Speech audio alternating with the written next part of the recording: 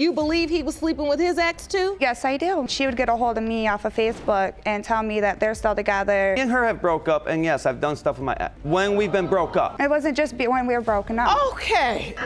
But I'm the one who's cheating. Your Honor, That's a video you got from where? He sent it to my phone. He sent it to your. Why would you send that video to her phone? Your Honor, I did it out of anger, and I told her that I was going to cheat. Because you said you had sex over the course of a few months. Somewhere about 10 months later, that seems to be the window of time that the baby would be conceived. I am not the father.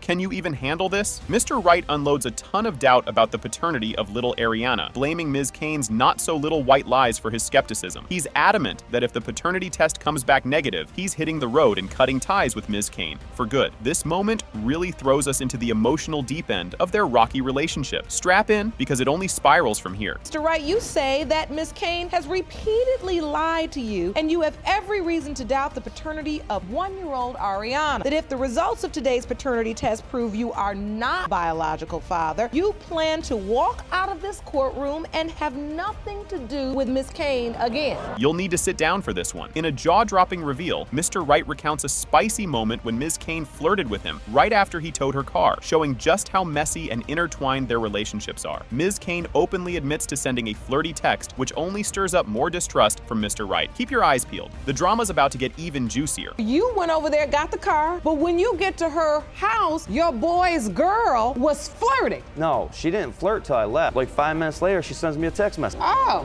you did? Yes, I did. I said that I thought he was cute and if we could move on to maybe something more. Oh, the plot thickens. The already murky waters of paternity are further muddied when it comes out that Ms. Kane's ex-boyfriend was frequently bunking in her bed. Amid her teary explanations trying to smooth things over, this bombshell only adds more layers of suspicion and complexity to the ongoing drama. Buckle up. The roller coaster is heading to a wild turn. And at some point during this time, you got pregnant. Yeah. Well, before that, I mean, we started dating, then her ex-boyfriend's always sleeping in her bed with her.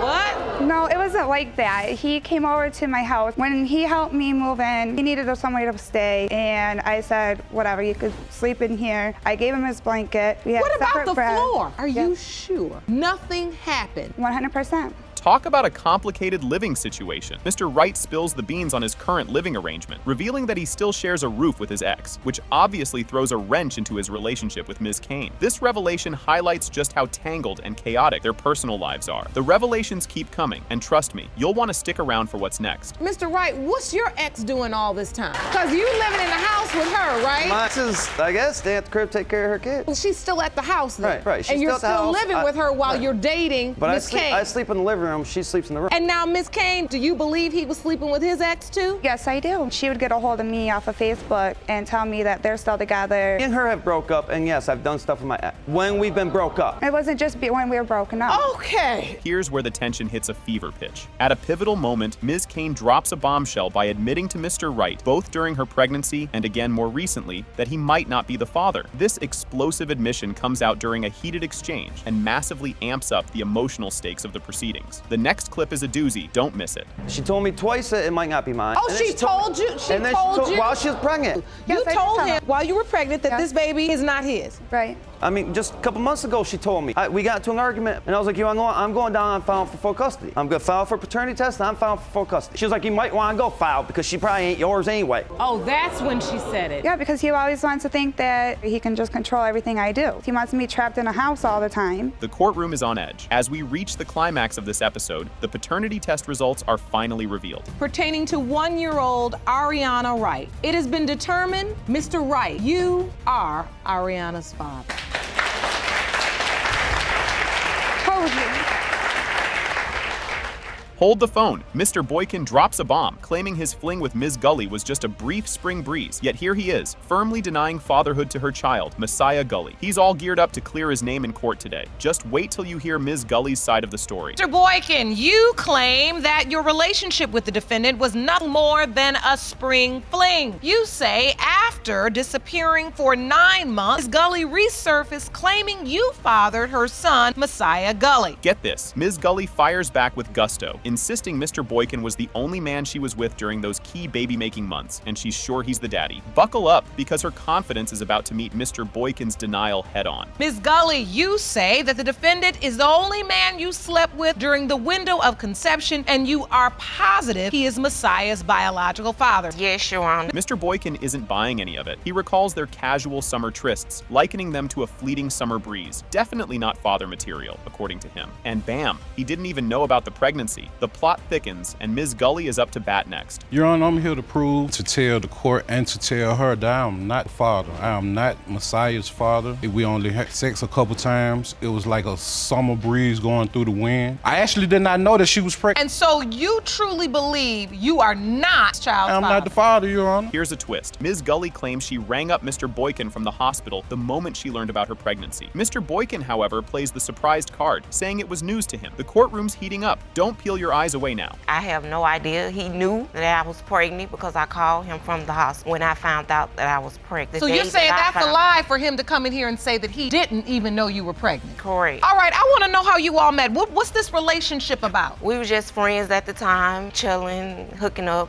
Turns out their relationship was as casual as a pair of old jeans. Nothing serious, just some fun, confirms Mr. Boykin. They chat about the birds and the bees without much of a commitment talk. The judge is about to dig deeper, so stay tuned for the juicy details. So this was a sexual relationship? Yes. It wasn't a committed relationship, Mr. Boykin? No, Your Honor. How'd you meet? I met her at the store. Talked to her a couple times. We ended up having sex a couple times. It was just a sex We thing, exchanged numbers. Oh, you just meet at the store, exchange numbers, then you just had sex? That was it. Yeah, not that same day. No. Okay, how often were you having sex, Mr. Boykin? A few times, Your Honor. I stopped messing with her like in August. Dive into this math lesson. Mr. Boykin and Ms. Gully's brief encounters perfectly match the window when little Messiah was conceived. Mr. Boykin stutters his disbelief. Keep your snacks close, because the truth is just around the corner. He never used protection, never. And I see Messiah was born in April. So, Mr. Boykin, that would put the window of conception right around the time you were having sex with Miss Gully? How is that, Your Honor? Because you said you had sex over the course of a few months. Somewhere about 10 months later, that seems to be the window of time that the baby would be conceived. I am not the father. Now they're haggling over who should foot the bill for a DNA test. Mr. Boykin suggests going Dutch, but Ms. Gully ends up spending the cash on baby essentials. Yikes, talk about a plot twist. What's the judge going to say to that? Let's find out. Mr. Boykin done for or with Messiah? Nothing. He bought a DNA testing to test my son to see if he's the father, but we never did because he wanted me to go half. And I didn't have the money at the time and I wasn't working. Okay, so if you bought the DNA testing, why you just couldn't pay for the whole thing if you want to know if it's your child? I said, we're going to go half. It costs like $135, I think $140 to send back to the lab to get the results. Just when you thought it couldn't get any spicier, there's a potential new dad in the mix. Ms. Gully might have thrown another name into the hat, but she sticks to her guns that Mr. Boykin is the one. Next up, let's see how the court untangles this web. You are certain you are not this child's father? I'm certain. She told me it's a possibility. That I mean, it was another guy, but exactly. the dates don't add up. Then she said, hold on, Miss Gully, you testified that this was the only man you were with. Who's this other man? He's not the father. Darius is the father. I don't believe the other guy's the father. Okay, believe is something completely different. I know Darius is the father. So who is this other guy? A long-term friend. The courtroom turns into a look-alike contest. Photos of baby Messiah are compared to Mr. Boykin, who firmly denies any resemblance. Grab your popcorn, because we're about to dive into some family photo analysis. And you submitted some pictures to the court that you say prove Mr. Boykin is Messiah's biological father. This is a picture of beautiful baby Messiah. You see the resemblance. And you believe this picture, you say there's a dent in the nose that's the same. And you say he has his daddy's dimples. I don't have no dimples. Baby doesn't look nothing like me. I don't know what she see. And here comes the moment of truth. Drum roll, please. The DNA results are in, and guess what? It has been determined by this court. Mr. Boykin, you are not the father. You are not the father, sir. Thank you, Your Honor.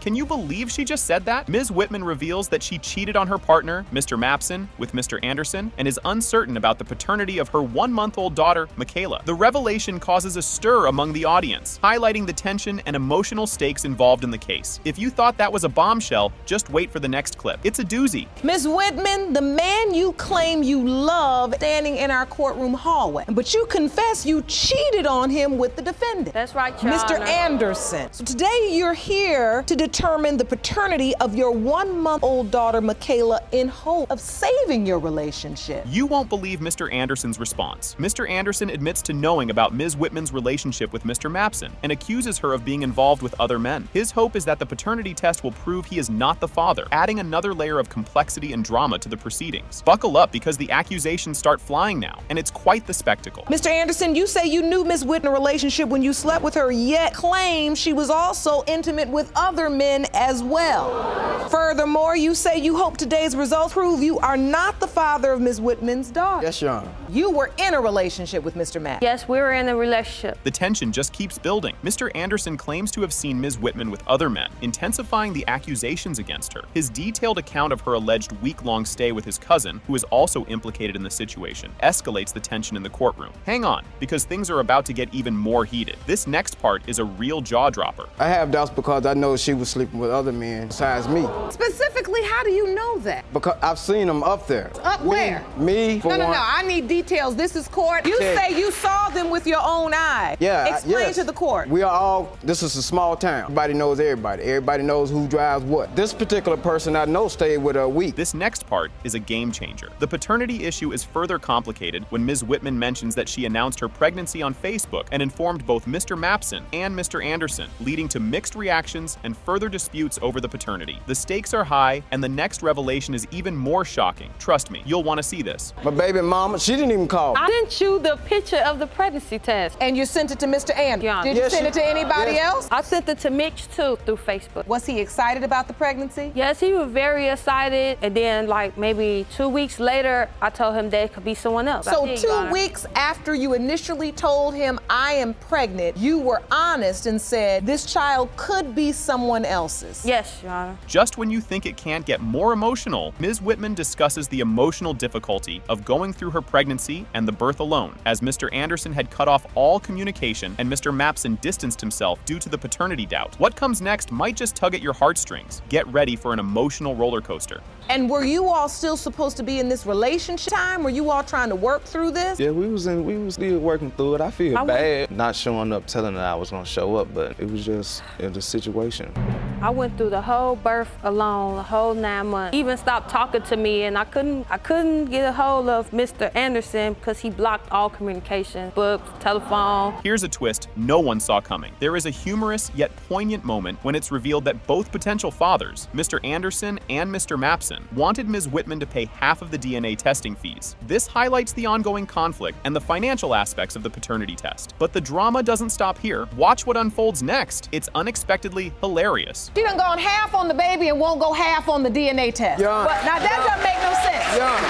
Michaela has a right to know. Now that Michaela is here, has anyone bonded with her? Have either of you two gentlemen? You have, Mr. Mapps. So Yes. now that she's here, I went to see the baby and she was pretty. She was a beautiful baby. The emotional roller coaster is far from over. Mr. Anderson expresses his emotional turmoil and the impact of the situation on his life, including troubles with his current partner. Ms. Whitman fears the potential end of her relationship with Mr. Mapson if he is not the father, illustrating the personal stakes involved. Brace yourself. The verdict is coming up, and it's a real cliffhanger. you seem like you feel emotional right now, Mr. Anderson. What do you feel? I'd have been through so much. Y'all don't know. Y'all don't know what I went through before I got here. What are you feeling now? I'm feeling pain. Because hurt. this situation really bothers you. This situation has affected my life, you know. My baby mama texting her all the time talking about this situation. Well, anyway, we get into it. She called police on me. I had to get my stuff, get out. You know, I got on now. Finally, some answers. The DNA results are revealed. It has been determined by this court, Mr. Anderson, you are not her father. Thank you, Jesus.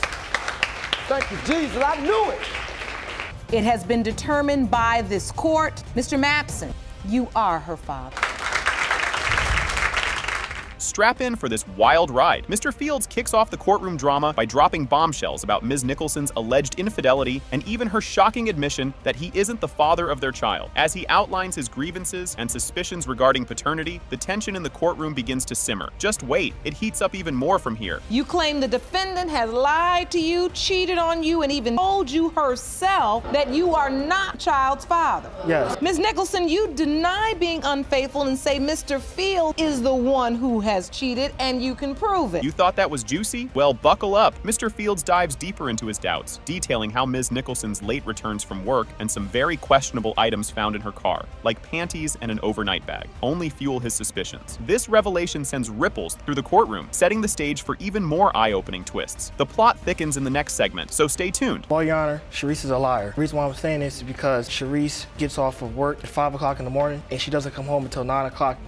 Not to mention that I found numerous amount of panties in her vehicle. Excuse me, Your Honor. Along with an overnight bag. Your Honor. You have an overnight bag and we live together. Why do you have an overnight bag, Sharice? Next up, Ms. Nicholson fires back. In a bold move, she counters with evidence of Mr. Fields' own escapades, displaying videos and texts that suggest he wasn't exactly a saint himself. This tit-for-tat escalates the clash, painting a picture of a relationship mired in mutual distrust and betrayal. And believe it or not, the stakes are about to get even higher. This relationship is at rock bottom. You're a liar, you're a cheater. I have proof that you're doing so. What proof do you have? I have a video showing that he's having sexual conduct with Your this Honor. lady. May I show you?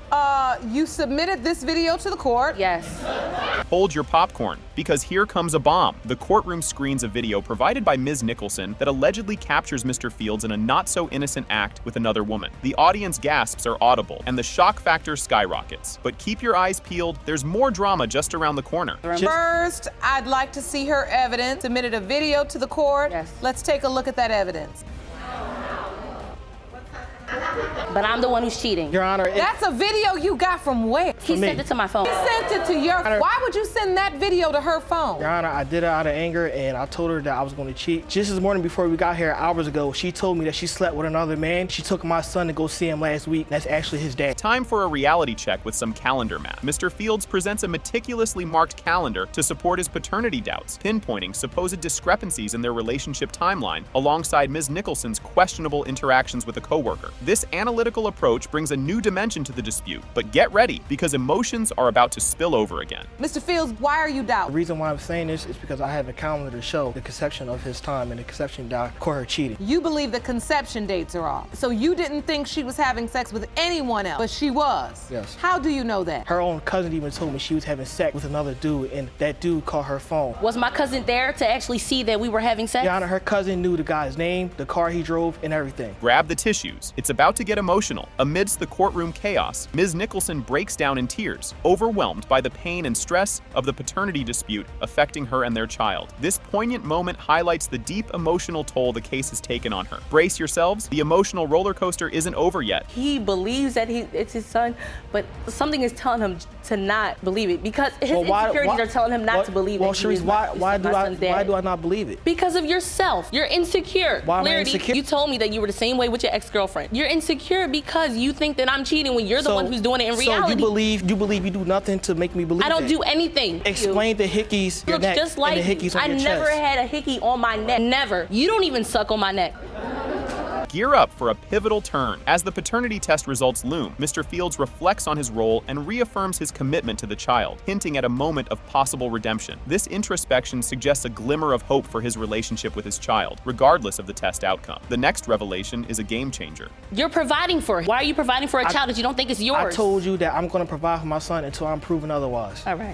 Your Honor, not to mention that I wasn't even invited to the baby shower. You were not. You were not able. I asked you to come. My mom did not want you to coming because none of my family likes you. And you allowed that? And you that? know it. 4 years. They've disliked you since the second year of us being together. And you allowed that? Allow what? It ain't my fault they don't like you. It's because of yourself. It's because of yourself. And now for the grand finale. The judge delivers the much anticipated paternity results, revealing, Mr. Fields, you are his father.